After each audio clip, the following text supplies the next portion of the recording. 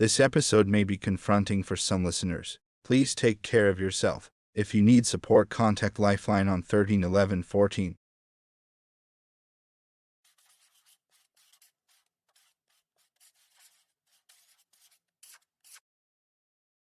Welcome to the Yarn Barn.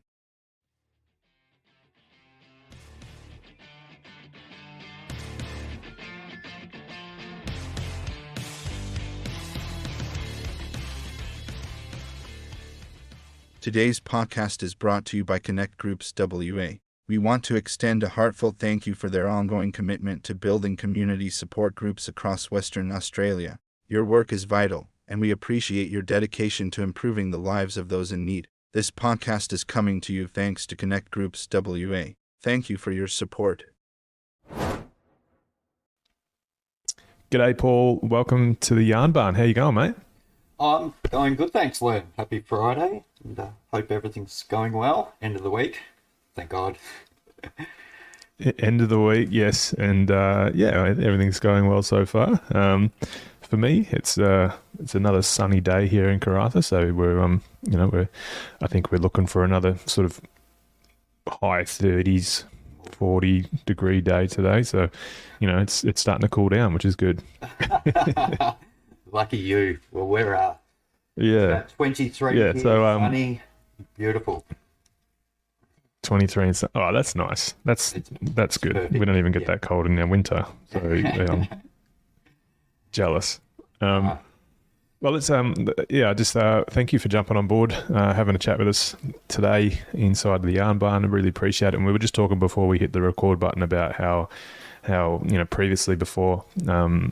previously and before we started this podcast back in 2019, and it was really focused around those thought leaders and experts in various fields where a topic would come up inside of the Yarn Barn, and I'd go and find that person that could help us, sort of dive deeper into that concept or that idea or that particular task, and see if we can help guys improve in that area.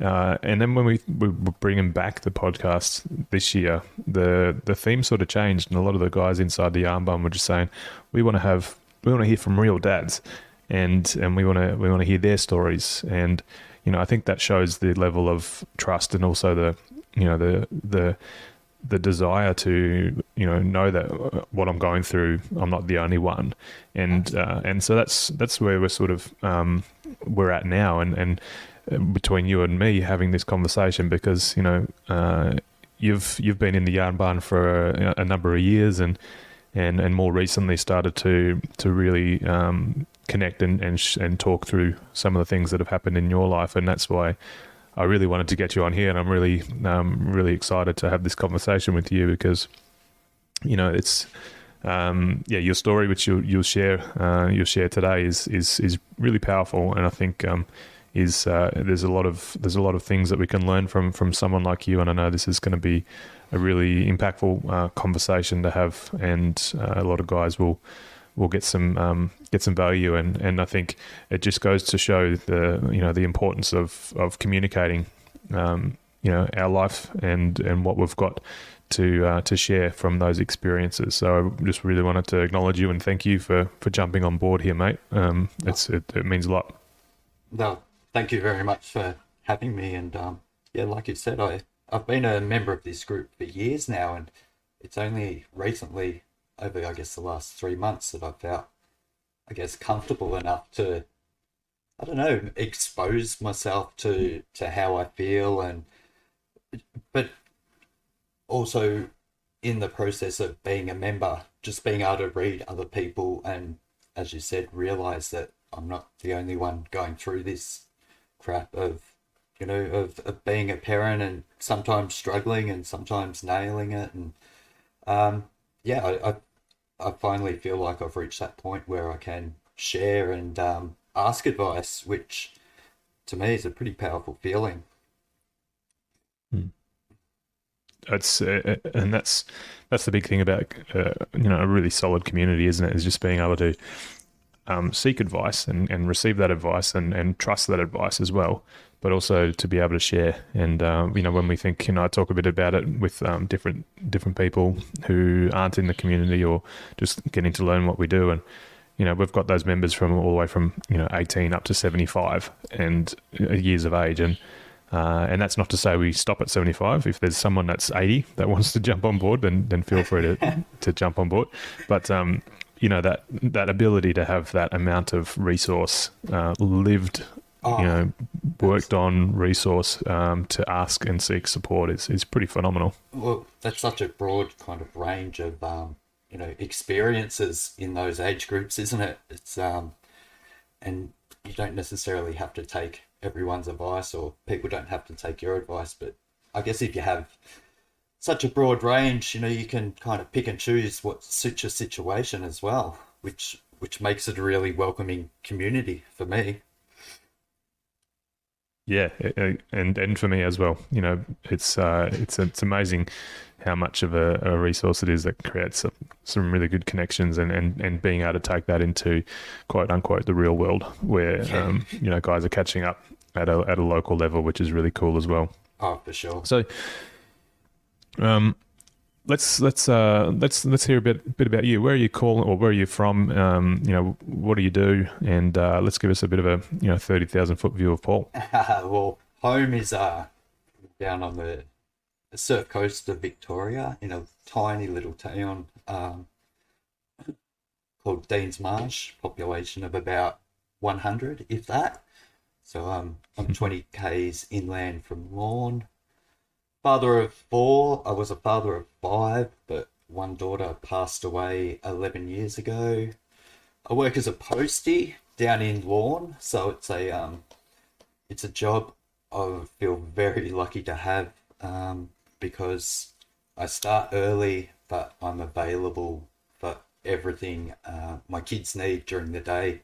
So I start at 3 a.m. Normal day is finished by 7:30, 8 o'clock. And then I have my days free, so I'm able to participate in all those school things that I guess a lot of dads feel like they really miss out on, because not everyone's lucky to work those hours. I live on a 300-acre farm, which is amazing for the kids. And I think I'm very privileged to be in the situation I am. That's it. You're taking me back to my youth, because I grew up in western suburbs of Melbourne, in Werribee, and we spent a lot of time down on the surf coast. Brimley, in fact, was where my parents had a caravan, and so we'd spend a lot of time down there. And from the age of what would it have been? I don't want to get anyone in trouble. From the legal working age. and then some years after that, I worked at the Lawn, the original Lawn Falls Festival. Oh, and nice. I used to spend a lot of New Year's Eves down there with on the Daly family property. Oh wow! And it was just down the road from you. That's my backyard. That's yeah, classic. And I grew up in the western suburbs of Melbourne as well. Originally from Deer Park. So all right, yeah, okay, one of those ones. Nice rough area. One of the how old are you? 42. 42. Oh, okay, so you and you would have been a bit older than me. I started. The only reason I ended up going out to Deer Park was I was playing footy for Wyndham Vale Falcons from sort of under 16s to under 18s, and we played Deer Park. And there you go. but you would have been. We've probably crossed paths. Probably have crossed paths from time to time. Yes. Deer Park was an interesting group of boys to play football against. That's for sure. That was Wyndham.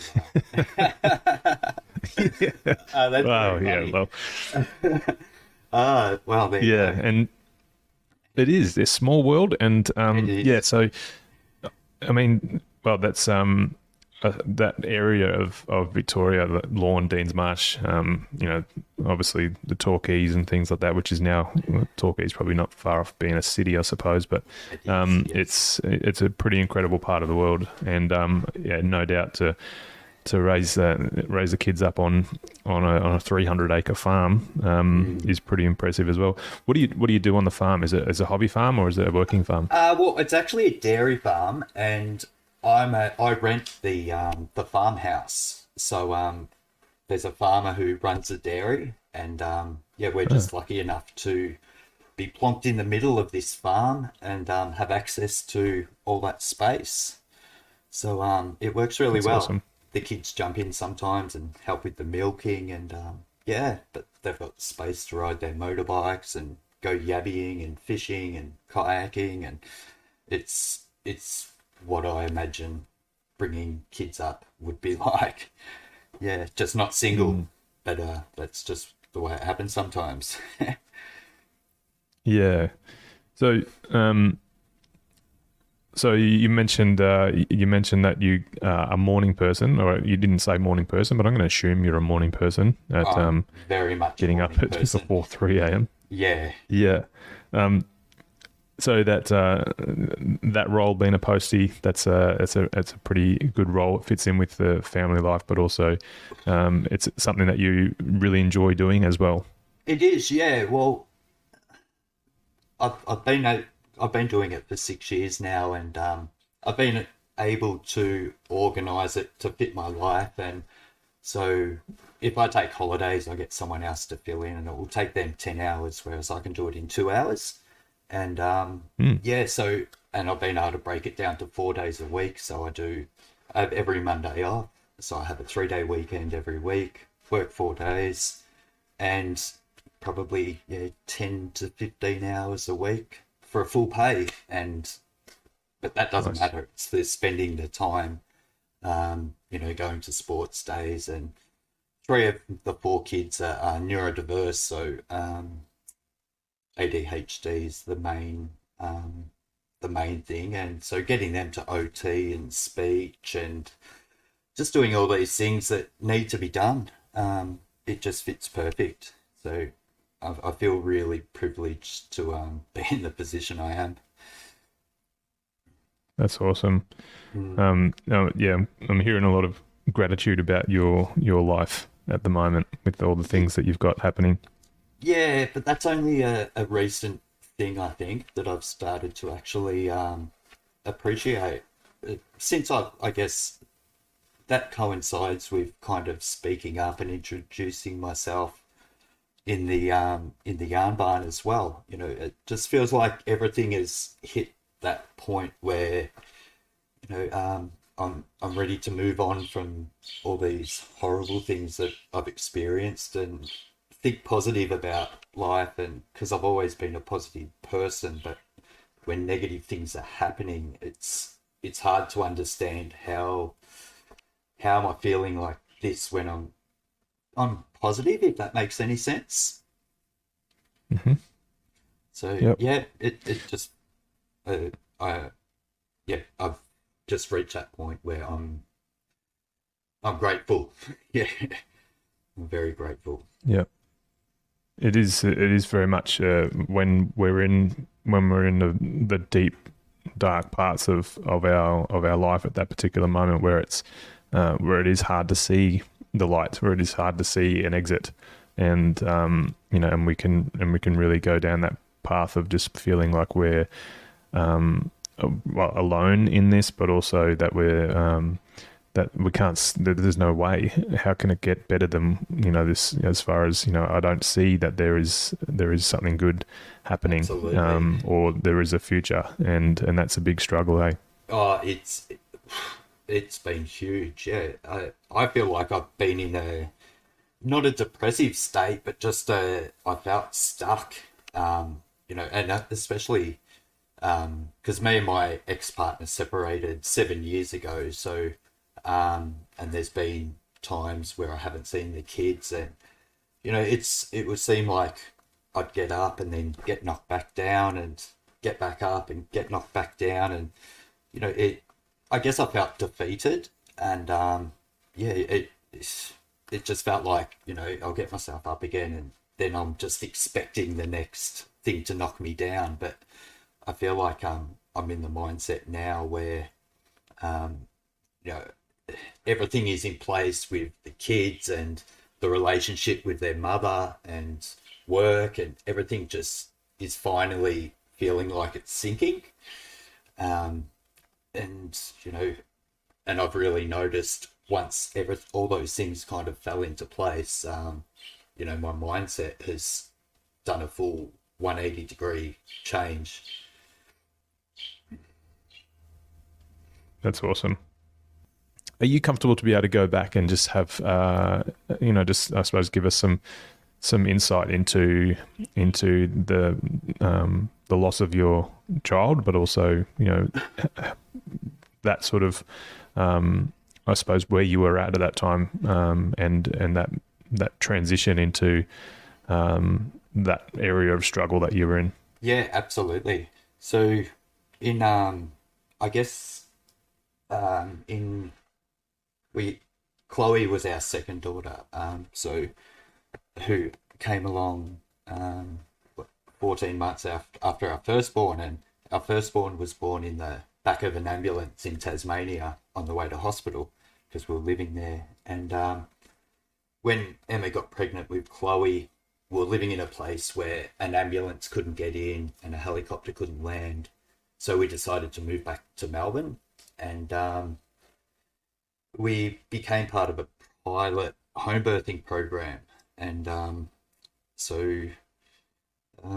yeah, Chloe was born very quickly at home without any assistance. So basically, I helped deliver her, and somewhere along the line, she stopped breathing before an ambulance or the midwives arrived, and suffered massive brain damage. And I'm just going to kind of compress this a bit. And suffered massive brain damage, and I had to resuscitate her until somebody arrived to help. And she was on life support for 7 days. We turned that off, and then had to nurse her for 3 days while she slowly died in our arms. And that was no one expects to ever have to go through something like that.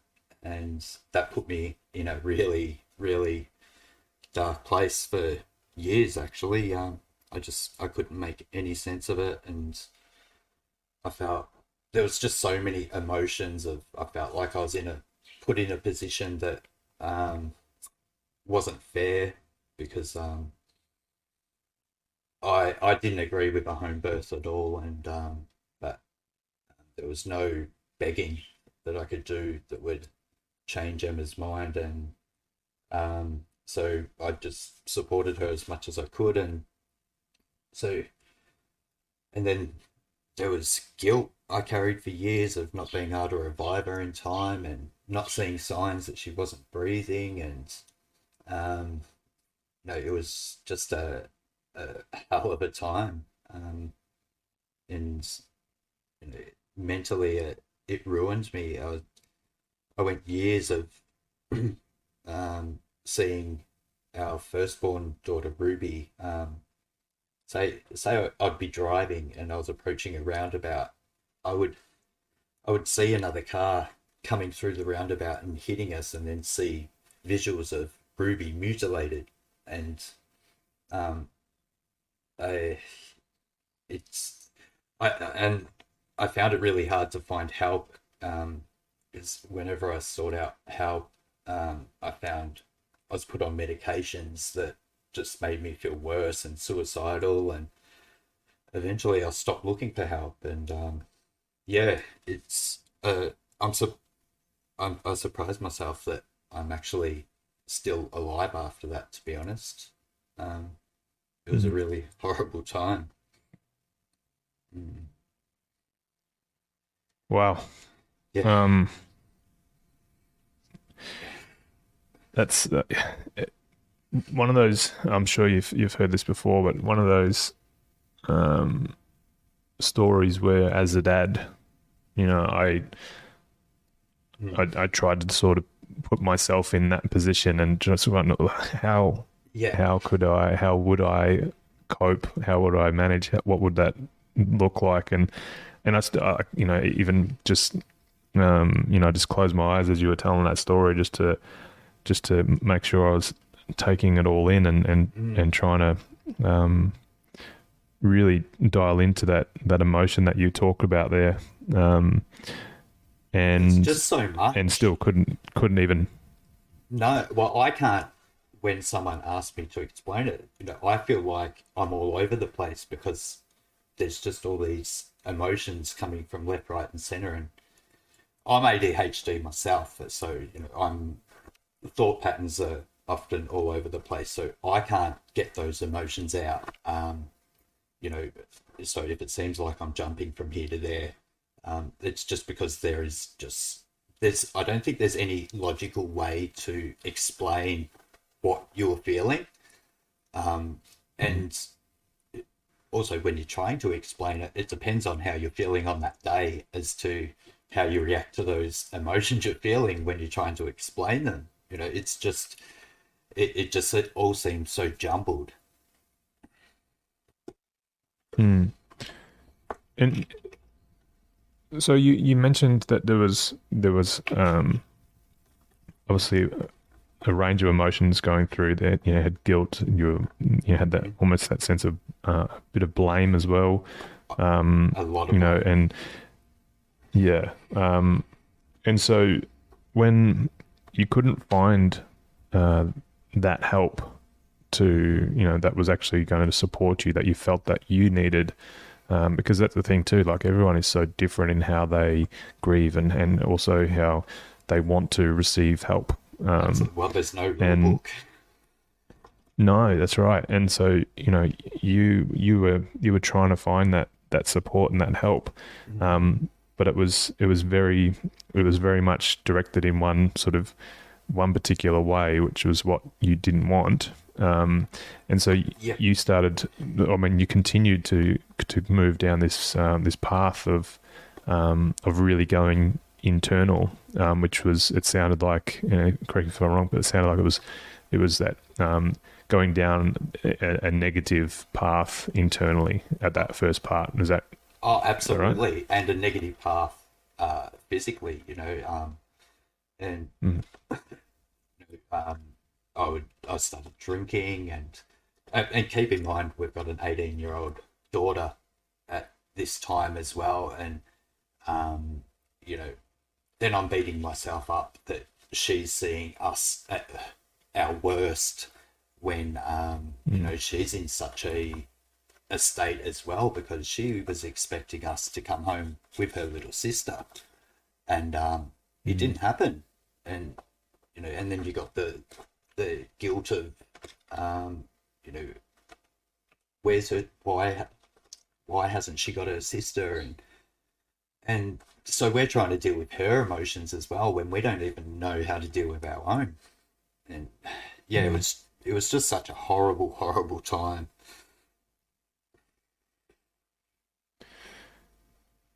So you're managing yourself, your partner, but also your child, and all these emotions that are coming up for you, and not being able to get that support professionally, but also, um, did you have that sense of community around you at that particular time to be able to reach out? I Obviously, felt like challenging in the. not really. No, I didn't.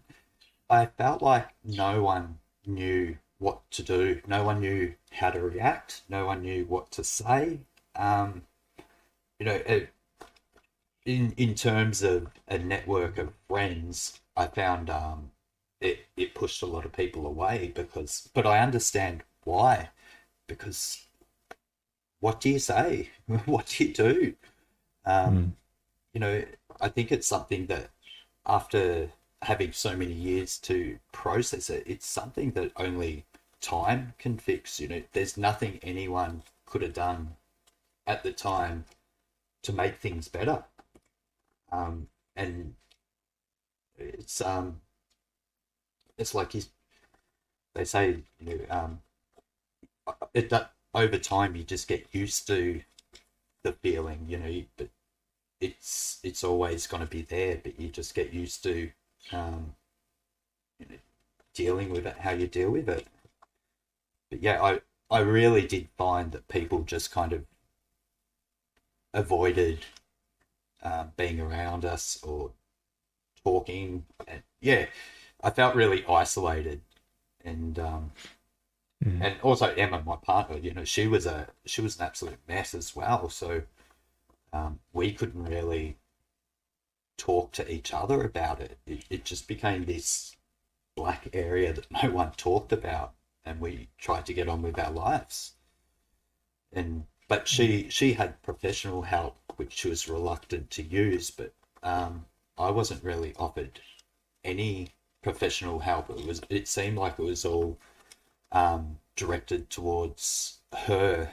And like I mentioned in the post, or a reply to a post the other day, I just felt like it was get back to work, and I just had to keep providing for everyone. I was the one keeping a roof over our head.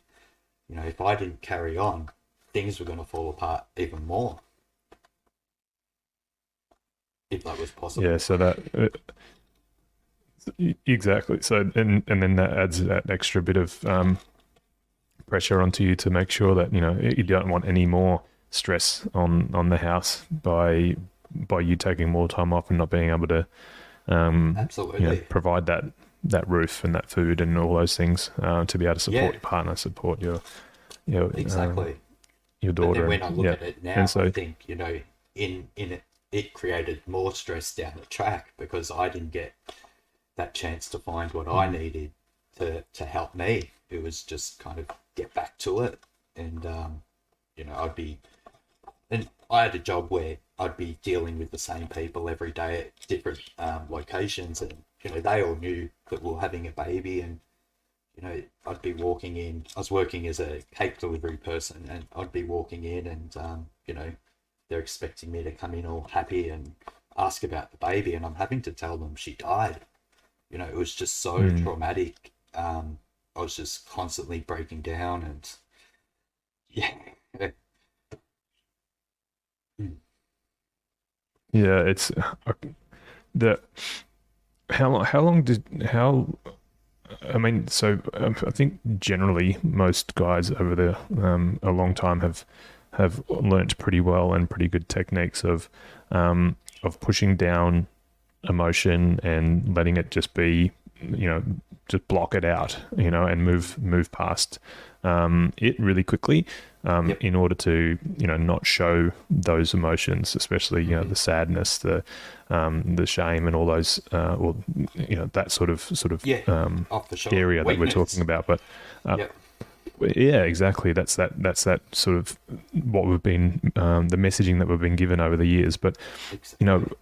for a lot of guys, there's some sort of, it doesn't go as deep, or as traumatic as what you've experienced, but you've had to do that as well, as a Mm-hmm. result of, not getting that support, but also, having to get back up and keep pushing forward to make sure that you're supporting the family. But also, doing those forward-facing, customer-facing roles, Yeah. where there's an expectation that you're happy and Yeah. representing the company in a really bright light, immediately after this has happened. So you've clearly had to suppress a lot of this emotion as well. How long did it take you? And during, obviously, you mentioned the flashbacks and everything as well. Like, Mm-hmm. how long did it take you to be able to get to a point where you just said enough is enough? I need to sort this through, or was there no real defining moment? How did that look for you? Oh, I would say years. With that cake delivery job, I think I went back for a month, and then I ended up leaving. I couldn't keep going, but I'm a people Yeah. pleaser as well, and I was working for a small business. I felt like I was letting my boss down by breaking down all the time, and so I felt like I couldn't fulfill the role he was employing me to do. And then a mate came had started up a business in construction, and I went and worked for him. But then the same thing kept happening, and breaking down on site, and the littlest thing would set me off, and I was getting all this anger I'd never experienced before. I'm normally a really passive person, and I was getting angry. I was constantly tense, and that's when we decided to make the move from Melbourne to move to the country, because we we needed space to where we could try and heal, and it wasn't going to happen in the city. And so that's when we decided to move down here. And I just kept repeating what was happening in Melbourne but in the country, until I finally found a GP who referred me to a psychiatrist who was experimenting with EMDR therapy. And so this is 7 years later that I started this therapy, and it was new to her. And it's when I saw her the first time, she explained it, but also stressed, do not go home and start Googling this therapy. Just let it naturally take its course, and let's see what happens. And after 9 sessions of this EMDR therapy, I had an experience where I felt myself sitting next to myself, and I could feel and see everything just coming out of my body.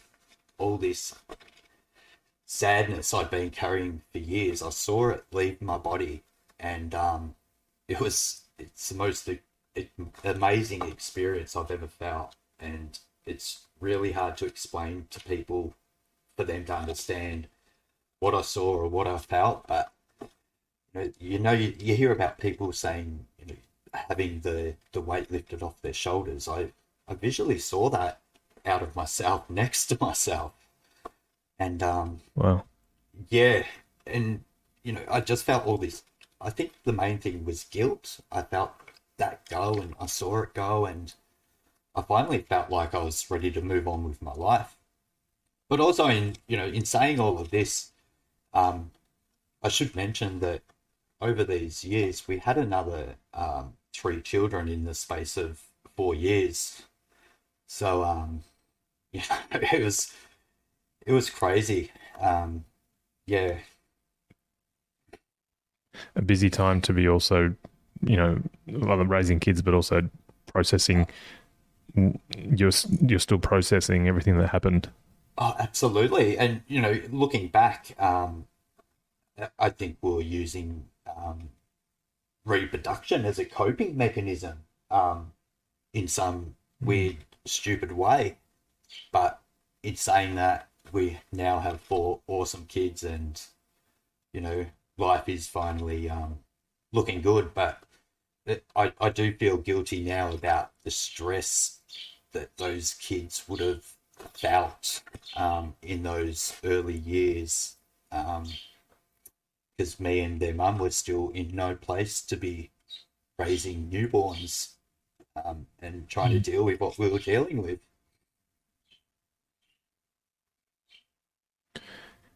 And so, with I suppose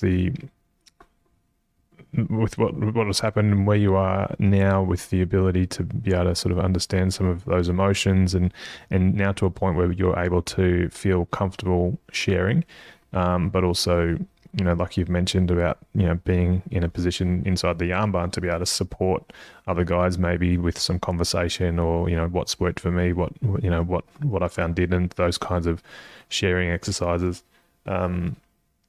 I've heard recently it's called, so it's very similar, that crowdsource wisdom, being able to share ideas, and source those from the crowd, from the group. So is that part of, obviously it's part of your journey, but you feel now that you're in a position where, like, it sounds like with your work, being able to drop down to really a small amount of hours every week to be able to then contribute to going to classes and going to, the sports days and all that kind of stuff, and help with any of those activities that the kids need. You feel like that has amplified the gratitude and the level of appreciation you have for those moments Oh, as a result of 100%. the experiences that you've had?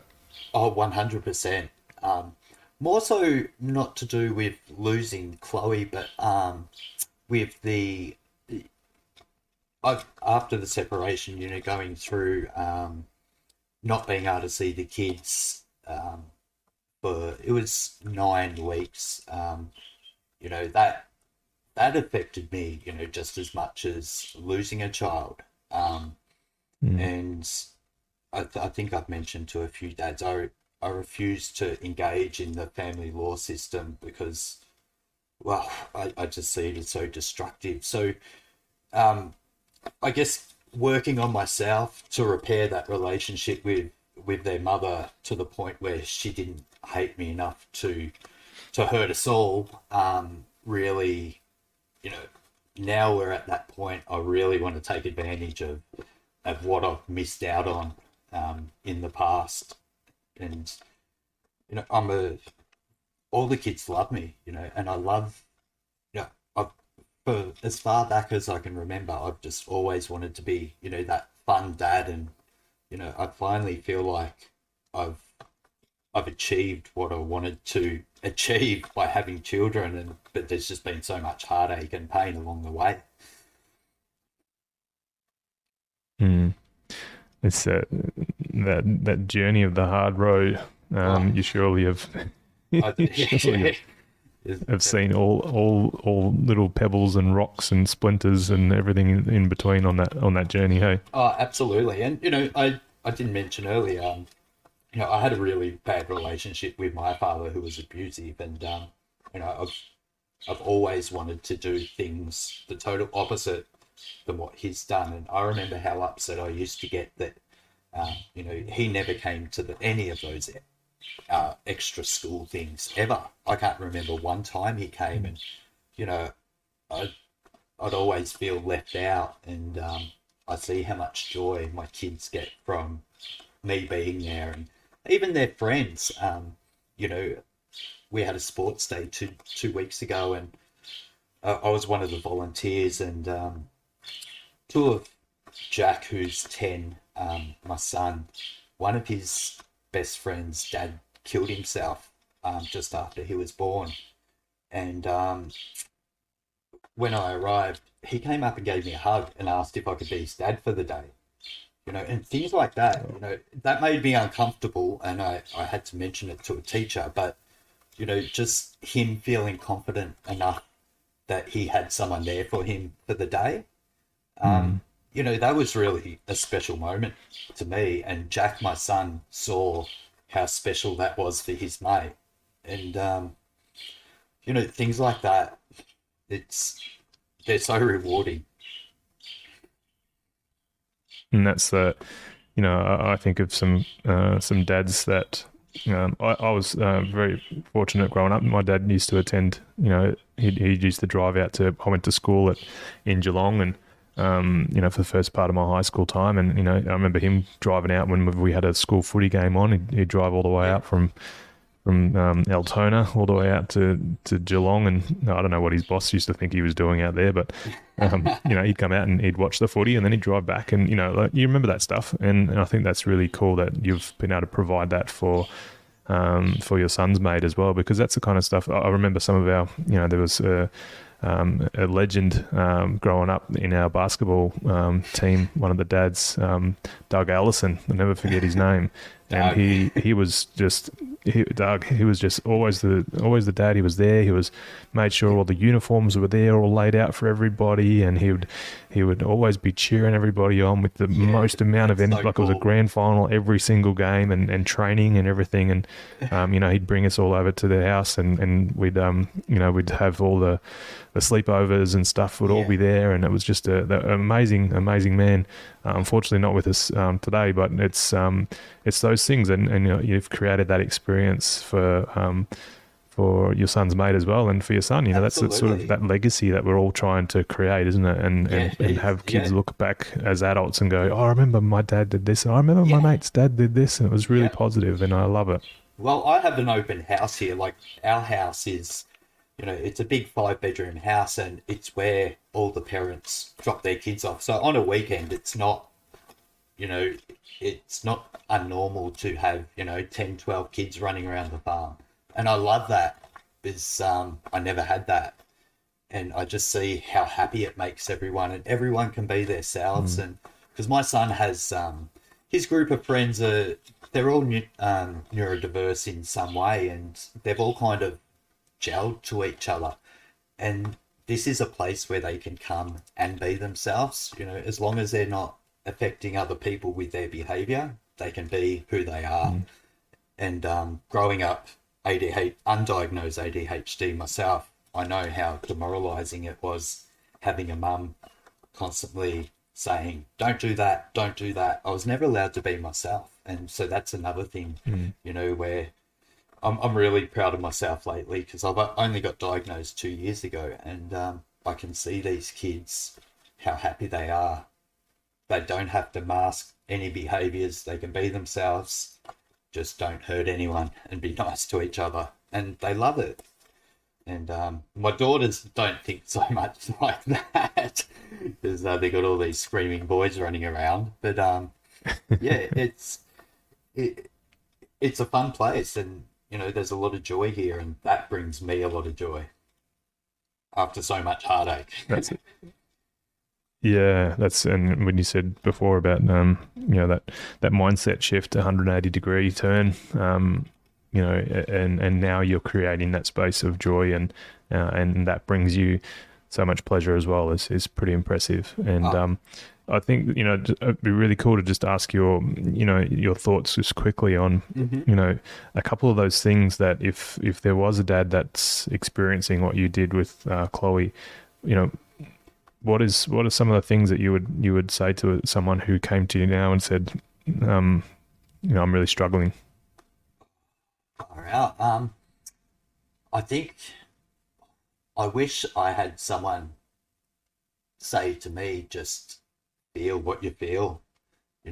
I felt like I should feel a certain way, and I think, yeah, that stopped me from feeling, just feeling, it is what it is. Mm. But I also feel like when I was in that position, no one could say anything. So I don't know what I would say to dads in that position, to be honest, Slam. Because I don't think there's an answer to it. Mm.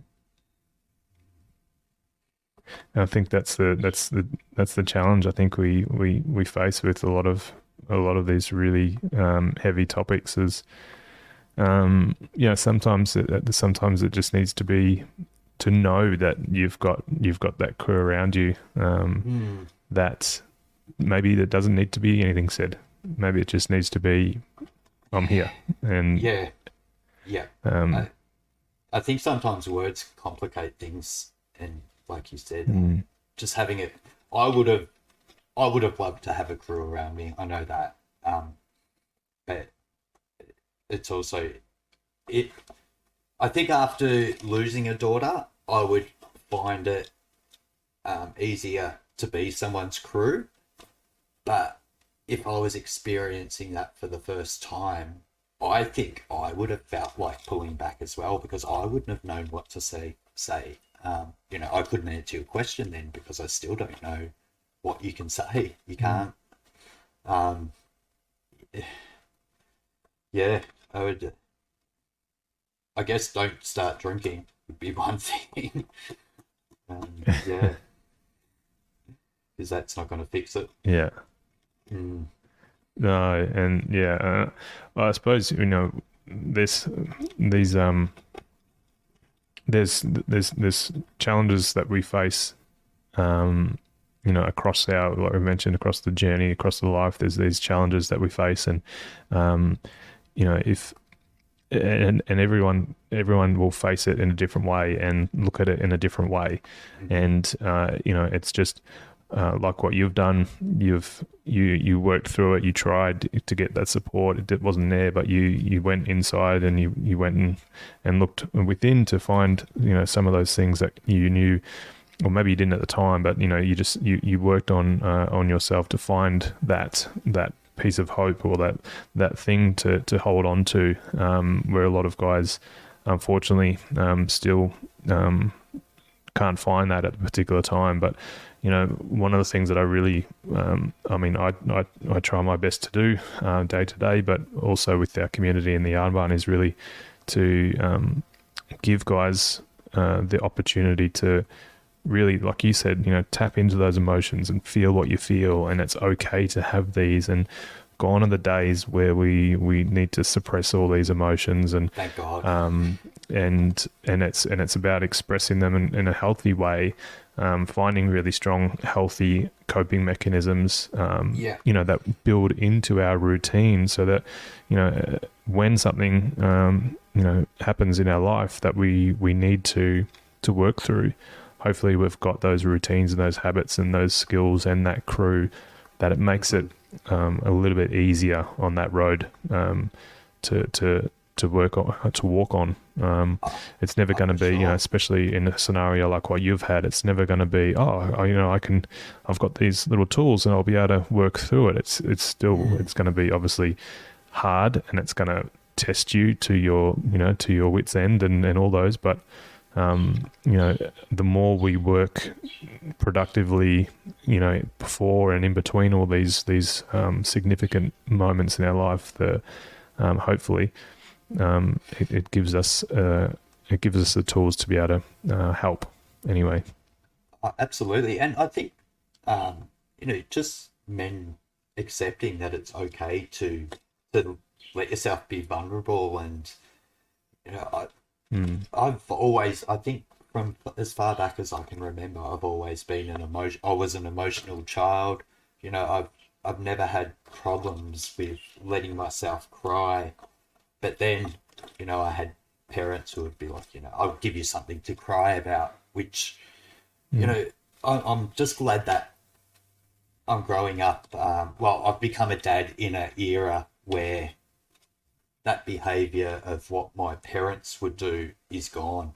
It's so important that we feel like that it's okay to show emotion. Otherwise we go down this dark path of keeping it in, and that just leads to so many negative impacts on your life. It's just so important to feel like you can share your emotions. I can't stress that enough. 100%. It's part of us. We can't escape them. They are there internally, and and it's about how we learn to process them, and they can come in different ways. But the more productive and positive we can do, support ourselves in that processing of any emotion is extremely important. And Absolutely.